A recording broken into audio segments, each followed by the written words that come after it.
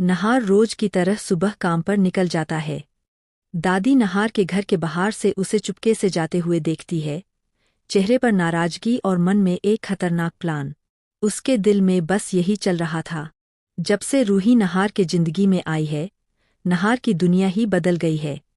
पहले जहां वो अपने घर का शहजादा था, आज वही मजदूरों जैसी जिंदगी जीने को मजबूर है। सब इसकी वजह से हुआ है, रूही की वजह से। इसी गुस्से और नफरत में दादी अपना रूप बदल लेती है। चेहरे पर नकली जुरियां, सिर पर दुपट्टा और हाथों में थैला और पूरे शरीर पर काला रंग, ताकि कोई उसे पहचान पाए। धीरे धीरे कदमों से वो रूही के घर में दाखिल होती है। किचन की तरफ बढ़ते हुए उसकी आंखों में एक खतरनाक चमक थी। उसने धीरे से सिलेंडर का वाल्व खोल दिया और गैस लीक होने लगी। लेकिन यही नहीं रुकी। उसने अपनी चालाकी का इस्तेमाल किया।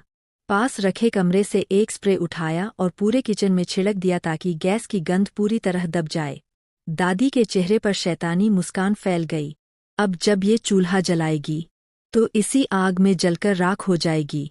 और मेरा नहार मजबूरी में फिर मेरे पास लौट आएगा।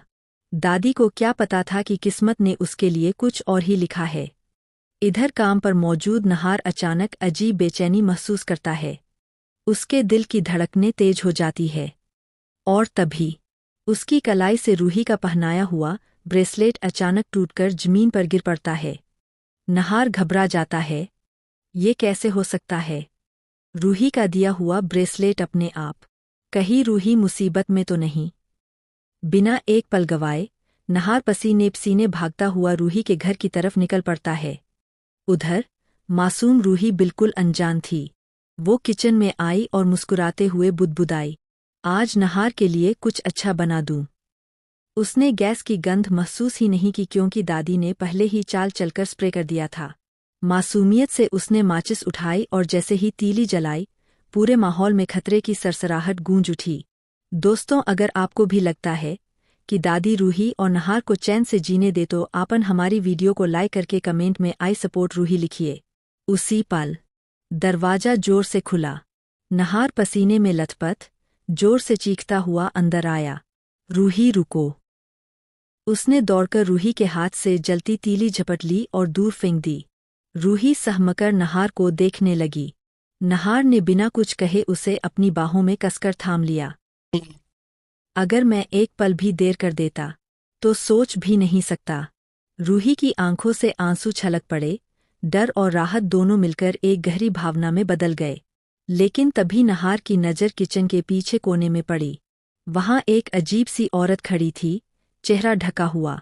पहले तो नहार उसे पहचान नहीं पाया, मगर जैसे ही उसने चीख कर कहा, ये सब मेरा हक है नहार, तू मेरा है, रूही तुझसे छीन कर ले गई। नहार सन्न रह गया। उसकी आवाज सुनकर वह तुरंत समझ गया। दादी! गुस्से से कांपते हुए नहार उसके पास गया। ये कैसा नया भेष? कौन सी नई चाल चल रही हो दादी? क्यों बार बार मेरी रूही की जान लेने पर तुली हो? दादी चुप रही, आंखें नीची। वो कुछ बताने को तैयार ही नहीं थी।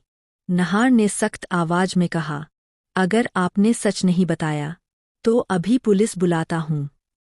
उसी वक्त नहार को तेज गैस की गंध महसूस हुई। उसने तुरंत समझ लिया, तो ये गैस, ये वाल्व आपने खोला था, मेरी रूही को मारने के लिए? अब नहार ने बिना देर किए पुलिस को फोन कर दिया। कुछ ही देर में पुलिस पहुंच गई और दादी को गिरफ्तार कर ले गई। रूही कांपते हुए नहार के सीने से लिपट गई। नहार, दादी ये सब क्यों कर रही है? वो क्यों हमें चैन से जीने नहीं देती? नहार ने उसके बालों पर हाथ फेरते हुए कहा, रूही, नफरत जब आंखों पर पर्दा डाल देती है, तो इंसान अपने ही अपनों का खून करने पर उतर आता है।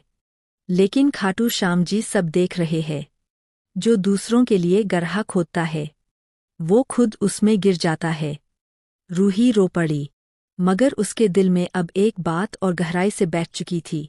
जब तक नहार उसके साथ है, कोई भी साजिश उसे हरा नहीं सकती। और इसी तरह दादी की काली चाल उसी पर भारी पड़ गई।